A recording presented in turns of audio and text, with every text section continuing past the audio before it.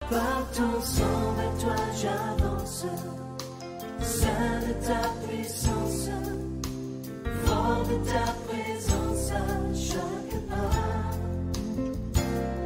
En ton sang, ma délivrance, sort de ton Alléluia. Amen. Dans 1 Pierre chapitre 5, verset 7, il est écrit: déchargez-vous sur lui de tous vos soucis, car lui-même prend soin de vous. Chacun prend la position qui lui paraît la bonne.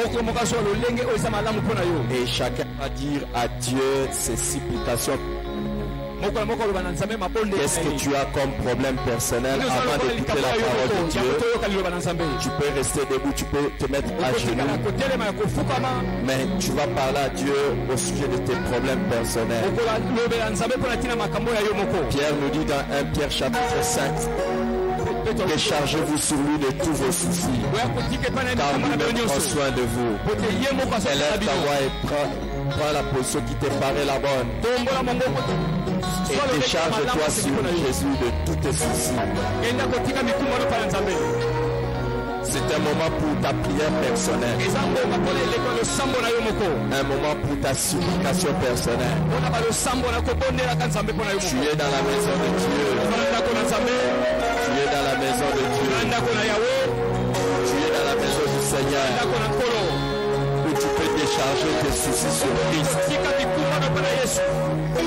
Qu'est-ce qui est en train de peser sur toi et sur moi? Parle avec Dieu en intelligence. En intelligence. Parle-lui aussi en esprit. Engage ton cœur dans cette prière. Engage ton intelligence. Déchire-toi sur tous les soucis. Si c'est un souci professionnel, peut-être c'est un souci familial, peut-être c'est un souci de santé. Crois que Dieu prend soin de toi.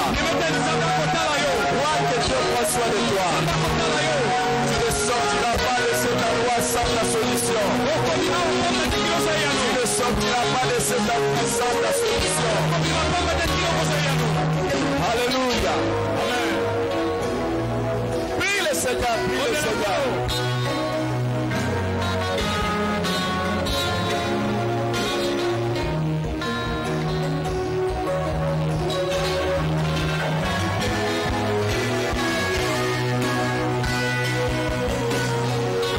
Seigneur, ce soir, nous venons te chercher de toi. Ce soir, nous nous approchons devant toi, Seigneur. Nous venons décharger nos fardeaux dans ta présence. Nous venons décharger nos problèmes financiers à eux ce soir. Ce soir, nous venons décharger nos problèmes de santé devant toi. Seigneur, ce soir, nous venons décharger nos problèmes scolaires devant toi. Ce soir, nous venons décharger nos problèmes économiques. Ce soir, Seigneur, nous venons dans ta présence décharger les problèmes qui dérangent les familles. Ce soir, nous venons décharger, Seigneur, tous les problèmes qui dérangent les santé. Seigneur, ce soir, nous venons décharger tous les problèmes qui dérangent le ministère. Seigneur, ce soir, nous venons décharger tous les problèmes qui dérangent les finances. Seigneur, ce soir, nous venons décharger devant toi tous les problèmes qui dérangent les affaires. Seigneur, ce soir, nous venons décharger dans ta présence tous les problèmes qui dérangent le foyer. Seigneur, ce soir, nous venons décharger dans ta présence tous les problèmes qui dérangent dans nos vies. Seigneur, ce soir, nous venons décharger tous les problèmes, Seigneur. Ce soir, nous ne venons pas devant un homme, mais nous venons devant toi, Seigneur. Nous venons, Seigneur, avec nos problèmes. Et ce soir, nous venons de ta présence et pour décharger nos problèmes de nos familles, les problèmes qui dérangent nos études, les problèmes qui dérangent nos santé, les problèmes qui dérangent nos affaires, les problèmes qui dérangent nos vies, les problèmes qui dérangent nos entreprises, les problèmes qui dérangent nos santé, les problèmes qui dérangent nos foyers, les problèmes qui dérangent nos frères. Et ce soir, nous venons décharger cela. Ce soir, nous venons décharger, Seigneur, les problèmes qui dérangent nos ministères, les problèmes qui dérangent nos vies. Et ce soir, nous venons les décharger dans ta présence. Nous venons les décharger devant toi. Seigneur, nous venons décharger tous les problèmes.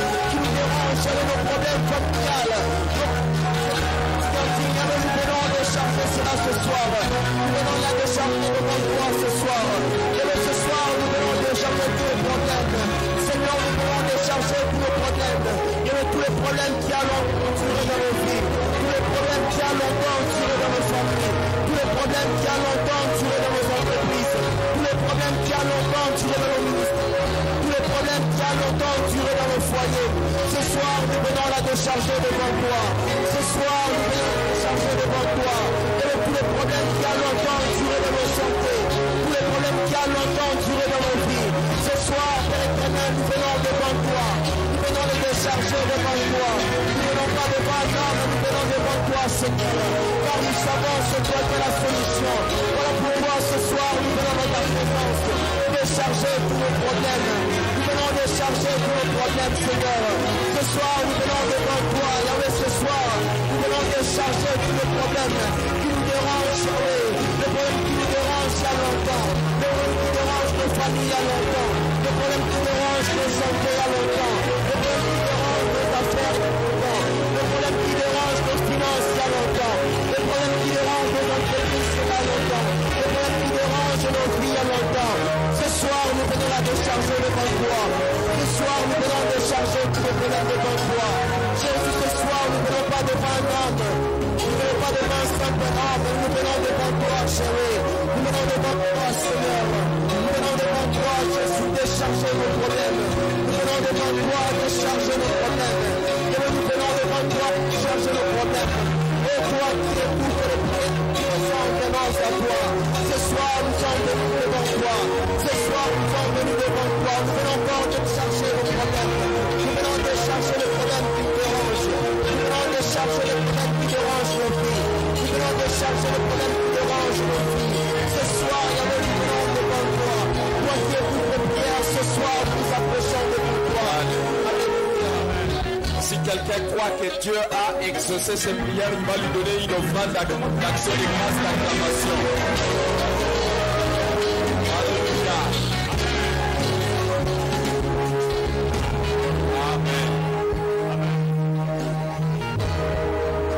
Je vous salue dans le précieux nom de notre Seigneur et Sauveur Jésus-Christ. Et prenez place, s'il vous plaît. Alléluia. Amen.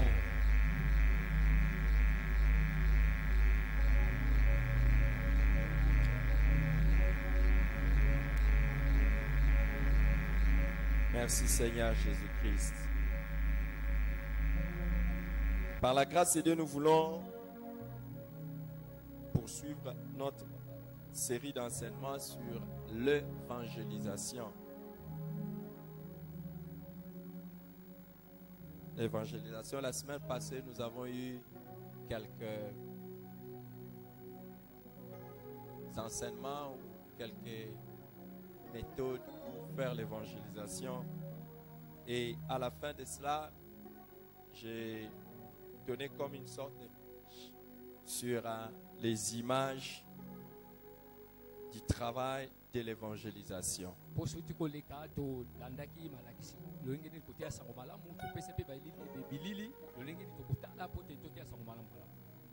S'il y a quelqu'un qui veut plaire à Dieu, s'il y a une personne qui veut être utile aux yeux de Dieu, s'il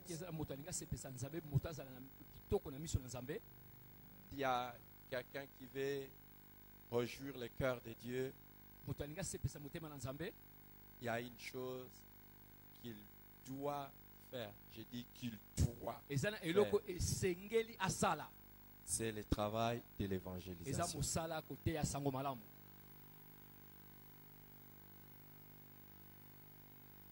J'ai entendu quelques personnes donner un amen, tu n'as pas donné un amen. Je le répète, s'il y a quelqu'un qui veut plaire à Dieu, si quelqu'un veut plaire à Dieu, réjouir son cœur, il doit faire l'évangélisation. Ce qui se passe, c'est que nous venons souvent à l'église pour nous, mais nous ne venons pas pour Dieu.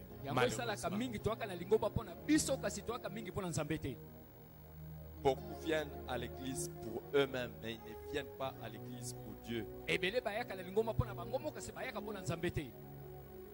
Mais pourtant, si nous venons pour Dieu, lui fera tout ce qui est nécessaire pour nous.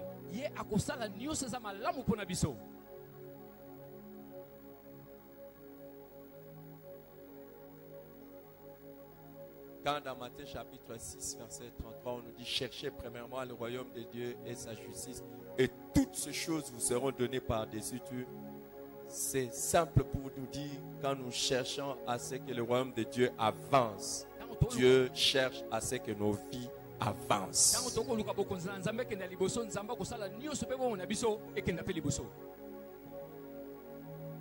Alors, à quoi peut-on comparer le travail d'évangélisation? Généralement, beaucoup ont retenu l'image de l'évangélisation comme l'image d'un travail où il y a un super homme qui est en train de prêcher à une grande foule et les gens se convertissent en masse.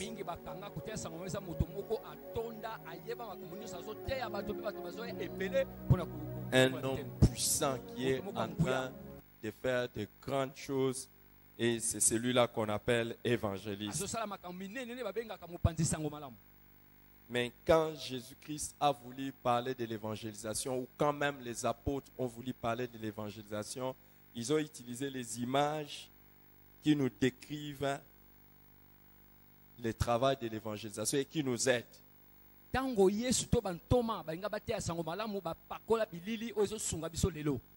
Alléluia. Amen. Avant d'aller plus loin, je voudrais que nous puissions donner l'occasion à ceux qui sont venus pour une prédication de feu.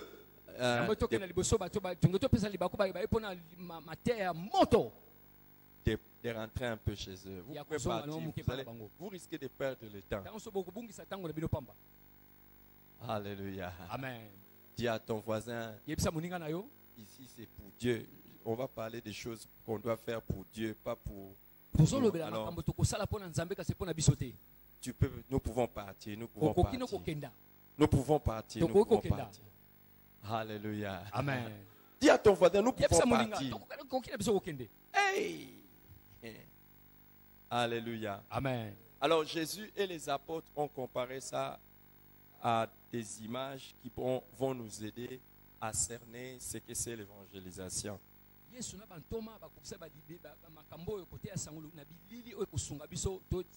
Et la première image qu'ils ont donnée, c'est l'image de la pêche. L'image de la pêche. Dans Matthieu chapitre 4, verset 19, il dit à ses disciples: suivez-moi et je vous ferai pêcheurs d'hommes. Je vous ferai pêcheurs d'hommes. C'est clair qu'ici, le Seigneur parle du travail de l'évangélisation. Je vous ferai pêcheurs d'hommes.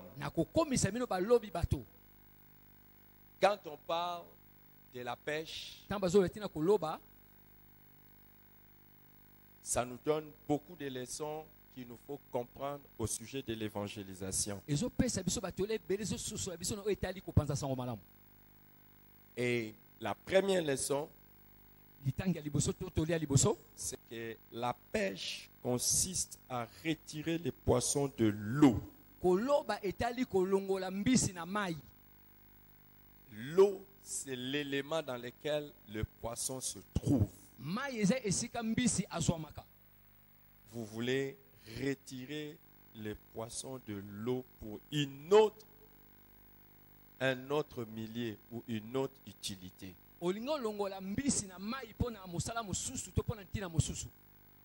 C'est ça la pêche. Quand Jésus-Christ dit que je vous ferai pêcheurs d'hommes, il nous envoie aller retirer les gens de leur élément naturel pour les amener dans un autre élément.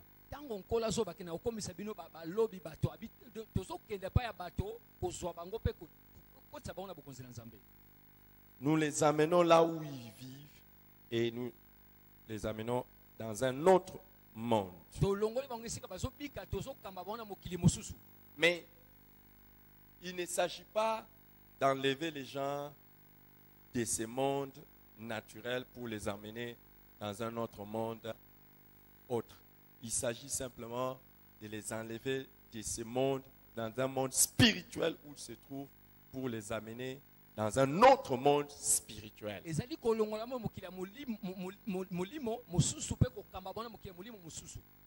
Parce que quand nous allons prêcher les gens, ce n'est pas nous allons leur dire, oh, quittez la terre pour aller au ciel. Non, non, non. Mais déjà, nous devons les arracher d'un monde spirituel où ils sont. Et spirituellement, on nous décrit les pécheurs comme les hommes sans Christ. On nous les décrit comme se trouvant dans le monde, c'est-à-dire le monde ou le système du monde dominé par le diable, et il se trouve entre les mains de Satan.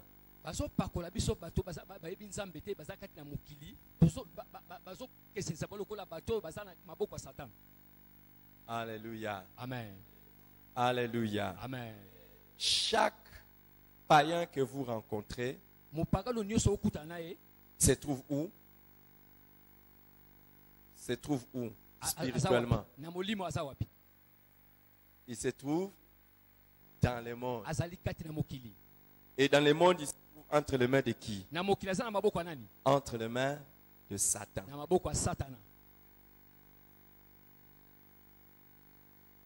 Alléluia. Amen. Mettez-vous. Viens. Maintenant, à supposer que nous sommes en train de passer, mets-toi debout aussi.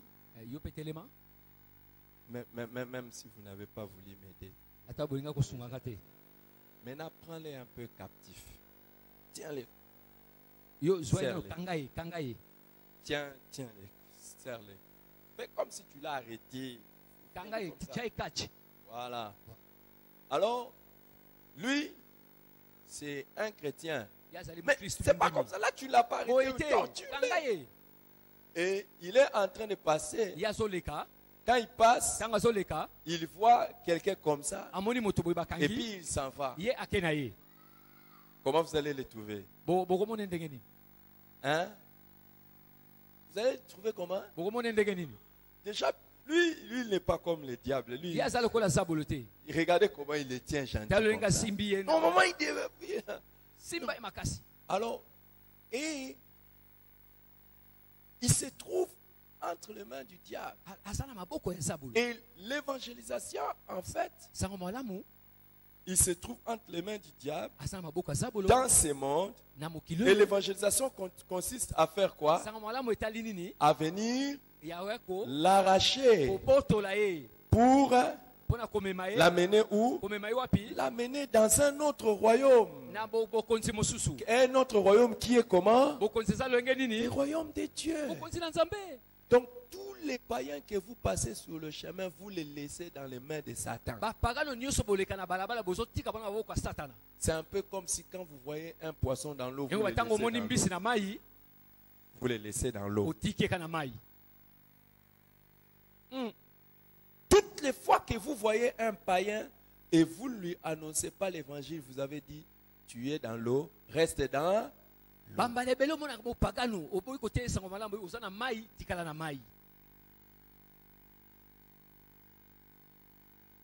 Est-ce que vous êtes avec moi? Et ils sont dans le monde et les princes de ce monde, c'est qui? C'est Dieu.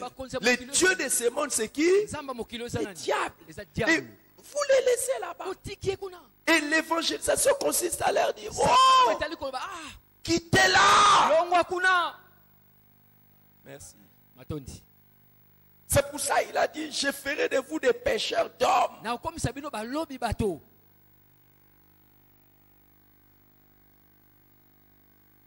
Dans Actes des Apôtres, buku misala Actes des Apôtres buku misala bantoma 26, buku 17 misala mokapona à tuku 18, mibale na motoba. Paul dit, il Paul rapporte Azoloba. ce que Dieu lui a dit. Acte 26. Je t'ai choisi du milieu de ces peuples, du milieu des païens, vers qui je t'envoie. Pourquoi? Regardez dans vos versets. Pourquoi? Buta pona nini? Pardon. Afin que tu leur ouvres les yeux. Pourquoi? Ofongola wa miso pona nini? Pour qu'ils passent des ténèbres à la lumière, de la puissance de Satan à Dieu, pour qu'ils reçoivent par la foi en moi le pardon des péchés et l'héritage avec les sanctifiés. Je t'ai envoyé, en fait, l'évangélisation consiste à venir dire aux païens, hey, vous êtes dans les ténèbres, vous êtes entre les mains de Satan, quittez là-bas, venez à Dieu, pour avoir l'héritage avec les personnes qui sont sanctifiées. Alléluia. Amen. C'est ça le travail de l'évangélisation. Et ne pas le faire, c'est laisser les gens dans le mal. Acte 26, 17 à 18. C'est pour cela dans Colossiens chapitre 1, dans Colossiens chapitre 1, du verset 12 au verset 13, Paul dit aux Colossiens, rendez grâce au Père qui vous a rendu capable d'avoir part à l'héritage des saints dans la lumière, qui nous a délivrés de la puissance des ténèbres et nous a transportés dans le royaume du Fils de son amour. Nous qui sommes sauvés, nous devons dire merci à Dieu. Pourquoi? Parce qu'il nous a rendus capables d'avoir part à l'héritage des saints. Comment? Il nous a délivrés des puissances des ténèbres et nous a transportés dans le royaume du Fils de son amour. Si nous avons sujet de dire merci à Dieu, sachant que les autres ne peuvent pas dire merci à Dieu parce qu'ils sont là encore là-dedans. Alléluia. Amen.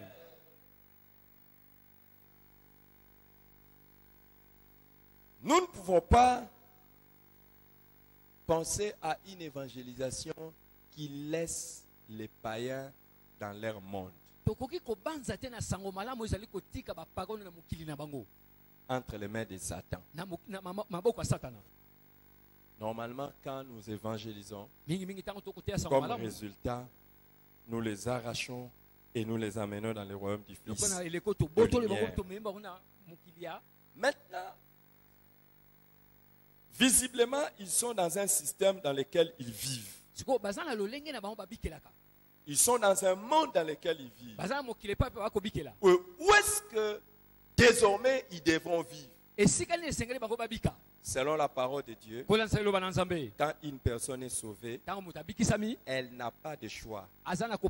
Elle doit vivre dans l'église. Dans l'Acte des Apôtres, chapitre 2, le verset 47, on dit, et le Seigneur, c'est la dernière partie, et le Seigneur a ajouté chaque jour à l'église ceux qui étaient sauvés. Amen. Amen. Normalement, quand nous évangélisons quelqu'un, le travail n'est pas simplement de lui dire, reçois Jésus. Le travail est de lui dire, quitte le monde pour aller où? Quitte le monde pour aller où?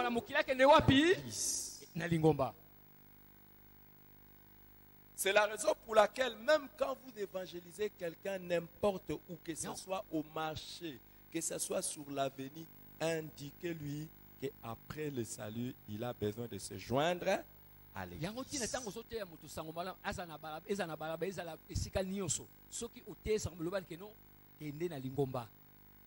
Alléluia. Amen. Alléluia. Amen. Alléluia. Amen. La deuxième chose que l'image de la pêche nous enseigne, c'est qu'elle est pratiquée comme, elle peut être pratiquée comme loisir, mais aussi comme profession. La pêche peut être pratiquée comme loisir, ou comme profession. koloba ekotalisama lokola ozosala maseki muso lokola donc kobika no yangwana. Elle peut être pratiquée comme loisir ou comme profession. Il y a des gens, moi je ne sais pas si vous n'avez jamais essayé ça. Moi dans ma vie j'ai déjà essayé de pêcher. Qui a déjà fait la pêche ici? Qui a déjà fait la pêche parmi nous ici? Il y a des gens ici qui n'ont même jamais vu la rivière. Qui n'a jamais vu une rivière? Qui n'a jamais vu une rivière? Non, non. Vous qui avez déjà essayé de faire la pêche, qui avez fait la pêche, levez-vous un peu. Levez-vous. Moi j'ai fait la pêche. Levez-vous, vous qui avez fait la pêche. Levez-vous. Hey, nous ne sommes pas nombreux. Hein? Nous ne sommes pas nombreux à avoir fait la pêche. Maintenant, parmi nous qui sommes debout à avoir fait la pêche, ceux qui ont fait la pêche, juste comme moi, par exemple, comme moi, je faisais seulement l'aventure, je voulais juste attraper quelques poissons et dire, ah, j'ai attrapé quand même des poissons, j'ai essayé. On essaye, on achète les hameçons au marché, on part, nous-mêmes on part, on jette, on met les... Hein?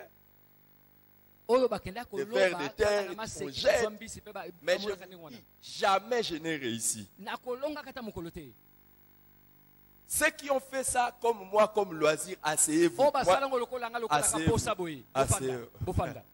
Mais ceux qui ont fait ça comme des professionnels, ils ont fait ça et puis ils prenaient aussi des poissons. Il y en a deux ici. Ah, toi je croyais que tu as fait ça comme professionnel. Ah. Moi, je croyais que tu étais professionnel. Toi aussi, tu as fait ça par aventure. Maintenant, toi, tu gagnais beaucoup de poissons. Toi aussi. Jesus. Ah. Wow. Vous voyez que la majorité parmi nous, nous faisions ça comment? Par loisir.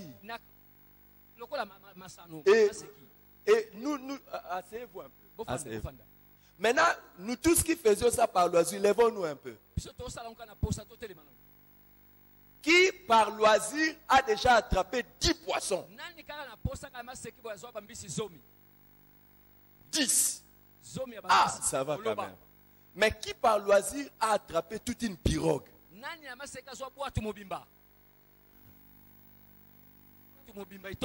Bon, maintenant, ceux qui vont être comme moi honnêtes, on les faisait par loisir, on n'a jamais attrapé de poissons. Bon, vous avez fait, mais vous avez attrapé seulement un seul poisson. Asseyez-vous.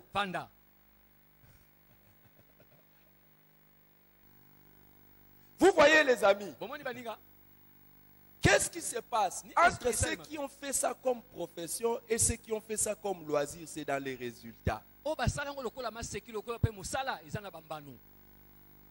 Jésus n'est pas... Mettez-vous s'il vous plaît. Jésus ne parle pas de la pêche des poissons, mais il parle de la pêche des hommes. Et s'il y a une chose sur laquelle on ne doit pas faire avec loisir, c'est l'évangélisation. On doit le faire avec tous les sérieux possibles. Et si nous ne réalisons pas des résultats, c'est que beaucoup de fois quand nous sortons à l'évangélisation ou quand nous voulons évangéliser quelqu'un, nous le faisons comme si on faisait un jeu.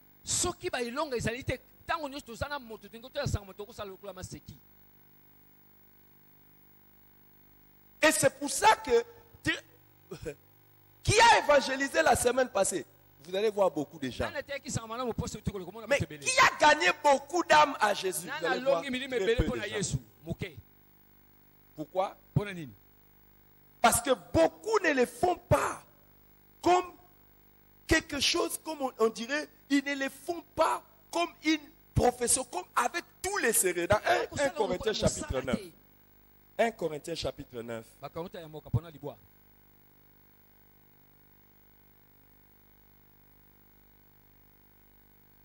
Verset 16. Paul dit, si j'annonce l'évangile, ce n'est pas pour moi un sujet de gloire, car la nécessité m'en est imposée.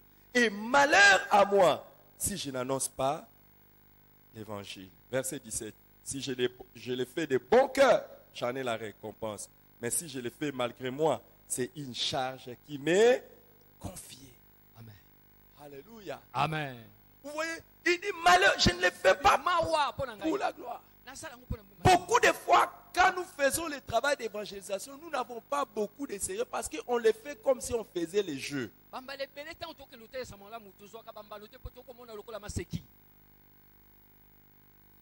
Et nous ne faisons pas ça avec tous les sérieux. Vous savez, notre soeur vient de dire qu'elle a fait ça avec, tu faisais ça avec le temps, non? Quand tu fais la pêche en utilisant la technique des étangs, tu vas faire comment? Tu vas entrer dedans. Vous ouvrez d'abord. Non, avant d'ouvrir là-bas, vous faites quoi? Vous faites d'abord l'étang. Vous mettez les poissons dedans, vous commencez à jeter les histoires. Et à un moment donné, vous videz l'étang. Et puis vous faites quoi? Vous descendez dedans. Vous entrez dans l'étang. Et vous commencez maintenant à attraper. Et c'est facile. Hein? C'est pas facile. C'est pas facile. Mais vous le faites pourquoi? Parce que vous savez que si je ne fais pas ça, je n'aurai pas à manger. Mais tous ceux qui se sont levés ici pour l'évangélisation des loisirs, ce n'était pas pour manger. Ils n'avaient pas faim. Si c'est pour la faim, ils vont mettre tout le sérieux. Toi, quand tu faisais la pêche, c'était pourquoi? C'était pour vendre ou bien pour manger? Hein? C'est pour trouver à manger. Pour manger. Et si tu ne trouves pas les poissons, là je meurs de faim. Et là tu vas faire comment? Tu vas travailler sérieusement. On travaille sérieusement. Tu vas faire ça pendant 2 minutes. Non, presque toute la journée. On est... Toute la journée.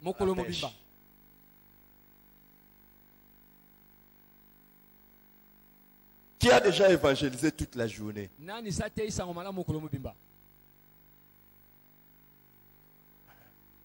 Oui, et on le fait comme, c'est comme ça, on le fait comme pour loisir. Et c'est ça qui fait que l'église d'aujourd'hui, nous sommes très peu efficaces. Nous prenons l'évangélisation comme un loisir, comme quelque chose de sérieux, comme une profession qui est une nécessité pour la vie.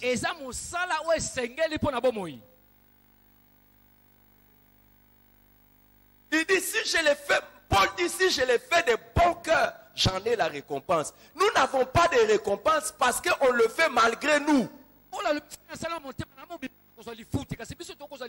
Qui, en évangélisant, il le fait de bon cœur.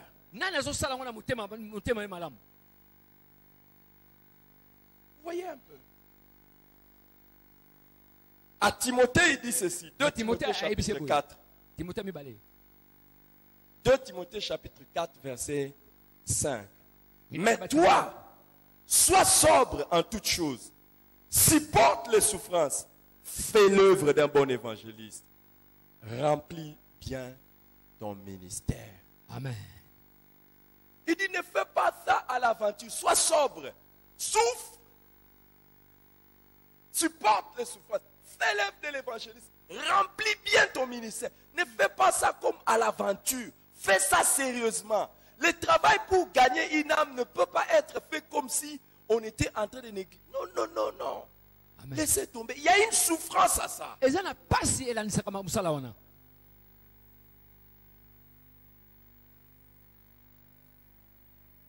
Mais si tu sais que c'est une nécessité, tu vas t'y donner sérieusement. Tu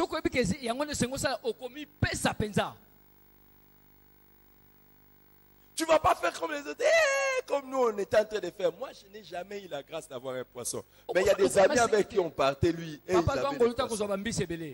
Mais Dieu savait qu'il me destinait à une autre pêche. Parce que par la grâce de Dieu, je sais faire la pêche d'homme. Je sais faire la pêche d'homme. Vous savez, jusqu'aujourd'hui, avant que Dieu ne me donne la possibilité d'avoir nos propres véhicules et marcher, je prenais le taxi. Je faisais le taxi. Je prenais le taxi. Je prenais le taxi. je me rappelle, mes enfants, ils me disaient toujours, papa, toi, dès que tu montes dans un taxi, il faut seulement que tu prêches. Il faut. Il faut. Moi, il faut. Même jusqu'aujourd'hui, il y a certains amis qui sont ici, qui sont venus me voir des fois à la maison. Je dis, ah ok, j'appelle par exemple ici, je dis, ah tu peux prendre la moto, et puis ne lâche pas les motards comme ça, au lieu de marcher à pied pour revenir, tu peux te ramener. C'est juste un truc que je vais récupérer. Quand tu arrives avec la personne, la première question que je pose au motard, est-ce qu'il t'a prêché Jésus? Si il ne t'a pas prêché, avant que je libère la personne, je prêche la personne Jésus.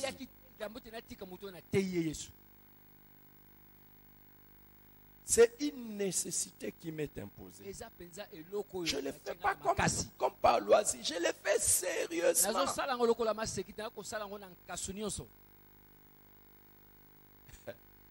Cette semaine, j'ai eu le privilège d'être avec mon fils ici dans un supermarché. On est allé là-bas et quand on était dans le supermarché, j'ai vu une sœur. Elle me dit, bonjour, pasteur Eric. Je dis bonjour. Je la regarde. C'est une fille qui a près de 39 ans. Il me dit bonjour, pasteur Eric. Elle a 39 ans. Et comme on était dans les supermarchés, elle baisse son masque. Il dit, moi, c'est la petite. Elle cite son nom. Comment elle se présente? La petite. Je dis, oh. Et puis elle me dit l'endroit. Je me suis souvenu que je les avais évangélisés en 1993.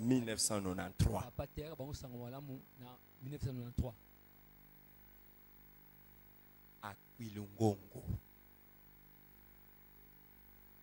En 1993. Et qu'est-ce qui s'était passé? On m'avait invité pour aller tenir des enseignements à un groupe de full gospel. Mais il y a un papa qui réunissait les enfants chez lui. Les enfants des cadres de la compagnie sucrière. Tous les enfants étaient venus. On m'a demandé de leur prêcher l'évangile aux enfants. J'ai prêché. Ils ont reçu Jésus. Sérieusement? Toi, tu vas te moquer de moi comme je n'avais pas les poissons, des trucs, tout ça dans les rivières. Les enfants, c'était des enfants de 7 ans, 8 ans, 9 ans, 10 ans, 11 ans. Je vous dis, jusqu'aujourd'hui, il y a un enfant qui se trouve en Afrique du Sud, il a épousé un pasteur. Il m'a écrit sur Facebook pour me dire qu'il s'était converti à Kwilungongo.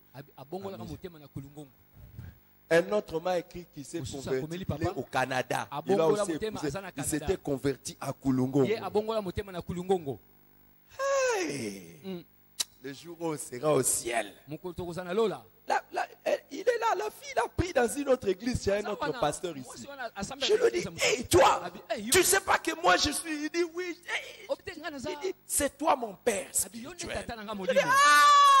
Si toi tu ne crois pas que j'ai des gens qui peuvent m'appeler père spirituel ailleurs.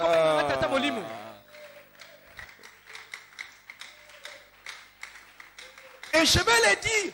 Mais et pourtant, il y en a, quand ils parlent aux enfants, ils les font comme s'ils faisaient des jeux. Des moniteurs, quand ils prêchent aux enfants, au lieu de les faire avec... Beaucoup de gens qui sont ici, vous vous êtes convertis, vous allez Kodim, non?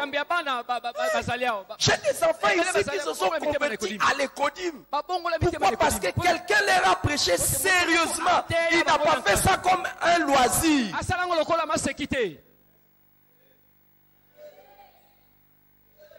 Sérieusement.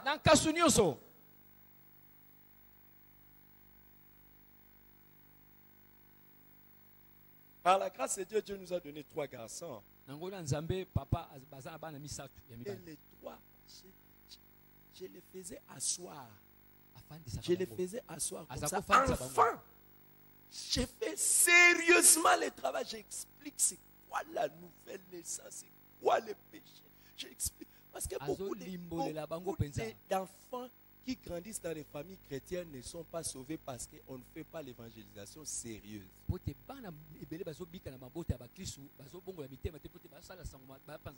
fait ça comme si on faisait des jeux. Dieu est en train de nous visiter avec les mouvements des disciples en mission. Il y a beaucoup d'enfants. Chaque jour, j'ai pris. J'ai pris. Si seulement le Seigneur nous accorde la grâce d'évangéliser ses enfants avec tous les sérieux, c'est fini, ce sont des générations. Cette église, nous avons passé beaucoup de moments de turbulence. Mais nous avons connu la joie et la paix et le bonheur avec les enfants qui se sont convertis à l'école de dimanche, qui aujourd'hui sont bien ici. On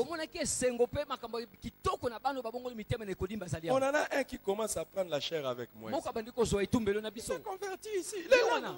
C'est un serviteur converti à l'école de dimanche ici. Hey! Toi, quand tu parles aux gens de Jésus, tu le fais comme si tu faisais des jeux. Non!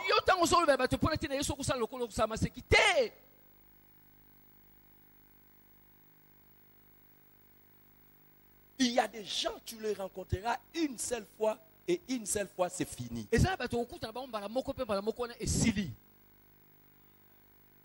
Ouais. Dernièrement, nous sommes allés dans un deuil. Nous sommes allés dans un deuil au camp Kokolo. Je ne t'avais pas dit, parce que si je t'avais dit, tu allais me poser je suis allé au camp Kokolo. Mais je me suis comporté comme un militaire. Je suis un militaire de Jésus. Même là où les gens n'entraient pas, moi j'entrais. Je me comportais comme un militaire. Le fait d'habiter avec des militaires nous sommes arrivés comme ça là. Baf! Là où on m'avait accueilli, je suis arrivé là. Il y avait 2 messieurs qui étaient en train de faire louer leur chaise. Je me mets sur là. Ah non, il ne pas payer. Ah non, je ne vais pas payer. Je ne vais pas payer. On fait comme si on faisait des blagues. J'ai commencé à prêcher. Prêcher sérieusement. Et surtout que l'un de s'appelait aussi Eric. Quand tu me dis que tu t'appelles Eric, tu as mal fait. Tu auras les missiles de Tomahawk, de tout.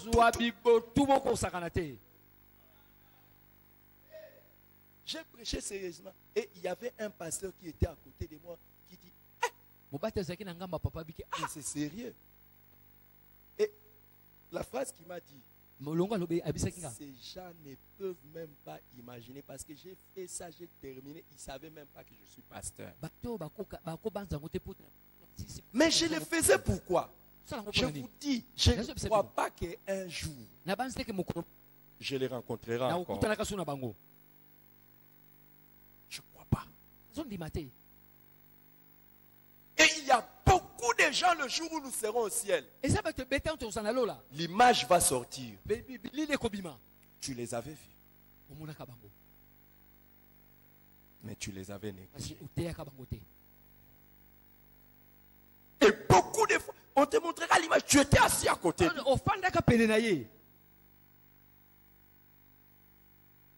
Mais pour toi, l'évangélisation, même quand tu parles pas avec sérieux. Pourquoi? Parce que tu trouves ça comme si c'était un loisir.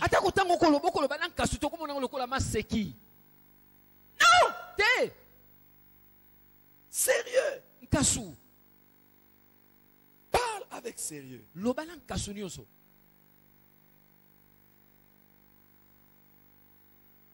Parle avec sérieux. Lobala nkasu nyonso.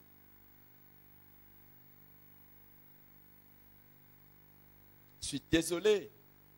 Donc il passe. Beaucoup de fois, quand nous faisons le travail d'évangélisation, on le fait comme si on faisait des jeux.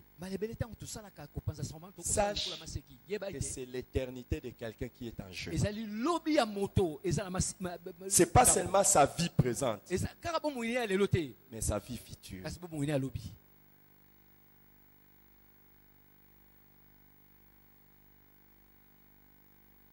Quelqu'un peut mourir. Quelqu'un peut rater la vie. Parce que toi, tu n'as pas fait ce travail avec sérieux. Et je ne sais pas comment tu t'appelles chrétien. Comment tu t'appelles enfant de Dieu. Et tu ne fais pas ça le travail avec sérieux. Je vais rendre témoignage de quelque chose. Je vais essayer de faire un effort pour ne pas vous donner des indices. Parce que la personne est devenue l'un des membres de l'église. La personne dont je vais parler est devenue l'un des membres de l'église. Il y a un frère et une sœur dans l'une de nos cellules. On vit une folle. Toi, tu vas faire quoi si tu vois une folle qui dort dehors? Elle dort dehors. Une fille, une jeune fille folle dort dehors. Maigrichon au point de vouloir mourir.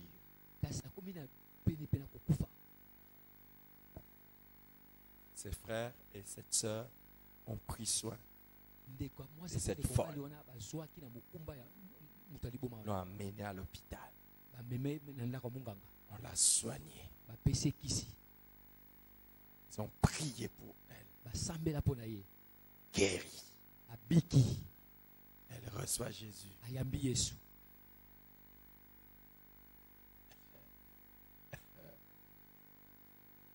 Elle raconte son histoire. Quand elle était dehors là, les gens la violaient, abusaient d'elle. Ouais. Mais juste des gens qui ont dit, comme Paul, souffre avec moi comme un bon évangéliste. Sérieux, c'est pas la pêche des jeux. Cette sœur est baptisée ici à l'église. Je me rappelle quand je cause avec la sœur. Je lui pose la question. Tu veux faire quoi dans la vie? Elle me dit, je vais aller faire les études de droit. À l'université. Mais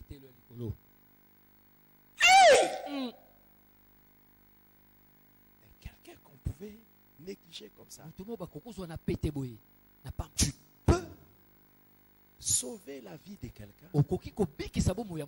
Tu ne peux pas imaginer. La personne avec qui tu joues en évangélisant, quel désastre. Elle vit. Et tu peux la sauver. Pas seulement pour la vie présente, mais pour l'éternité. Mais toi, tu fais ça avec comme un jeu.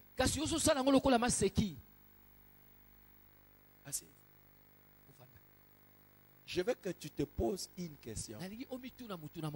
Si tu n'étais pas sauvé,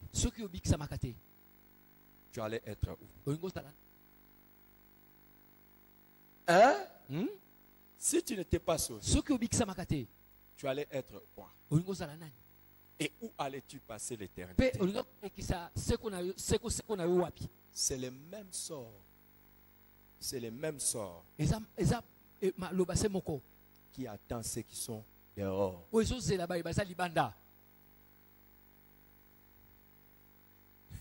y a un papa qui est ici, je lui ai posé la question. Si toi tu n'étais pas sauvé aujourd'hui, où est-ce que tu allais être?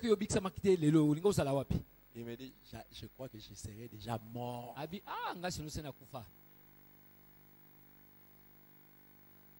Regarde ton voisin, si tu n'étais pas sauvé, tu allais être où? Qu'est-ce qu'il te dit? Il allait être où? Moi, regarde. Il y a déjà, s'ils n'étaient pas sauvés, au moment où nous parlons, ils seraient à Ngenga. Dans des prisons là-bas comme ça. Et il y en a même parce que seulement la justice n'a pas fait son travail et Dieu a eu pitié d'eux. Parce que si on va creuser dans leur passé, il y en a qui peuvent être arrêtés pour des crimes qui ne sont pas prescriptibles. Et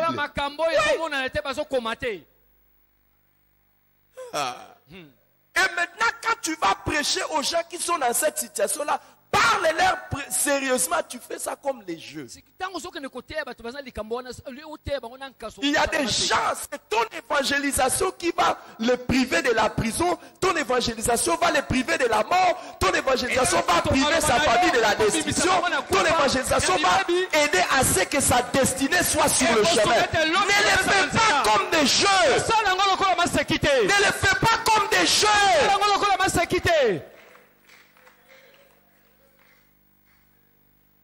Il y en a qui vont rater la vie parce que tu les as évangélisés comme un loisir.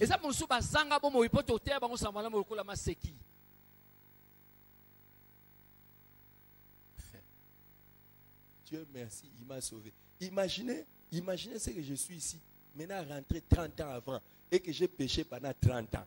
Hey. Hey. Ça allait être faire comment? Et si quelqu'un m'avait prêché, vous savez, moi, la personne qui m'a prêché, qui m'a pas donné le message de Jésus, mais il m'a prêché, il m'a invité à la rencontre où j'ai été sauvé. Il m'a dit seulement, écoute, dès que nous sommes ici, si un avion tombe et qu'on meurt, tu iras où? Parce que je lui avais dit, j'ai pris. Je suis chrétien. Il m'a dit, si l'avion tombe sur nous, tu iras où au ciel? Là, j'étais honnête, j'ai dit, je ne sais pas. Il y a beaucoup de gens, si seulement un malheur leur arrive, c'est direct l'enfer. Alors, il m'a invité pour une réunion. Il m'a dit, on a une veillée, viens. Mais je suis allé dans cette veillée parce qu'une copine encore allait être là. Et j'ai arrangé un rendez-vous à la pause. Et Dieu merci, un pasteur prêchait, mettez-vous. Un pasteur prêchait. Si tu veux être sauvé, il faut te séparer. Et la séparation, il faut pleurer.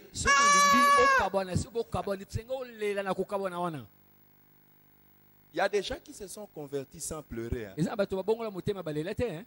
Vous savez pourquoi? Ils n'ont jamais réalisé qu'ils étaient pécheurs.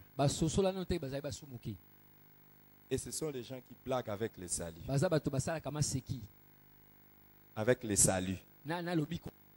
Nous qui savons qu'on était des pécheurs exposants d'eux. Pécheurs et demi. On a pleuré. Mais mon ami,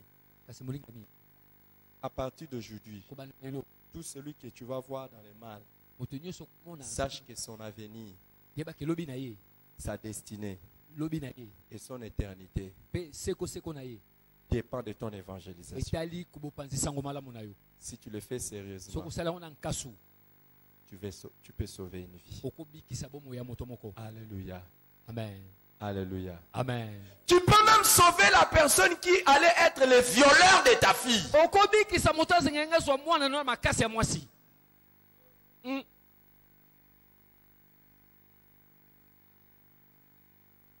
Le meurtrier de demain, ton évangélisation peut le sauver. Si seulement tu le fais sérieusement.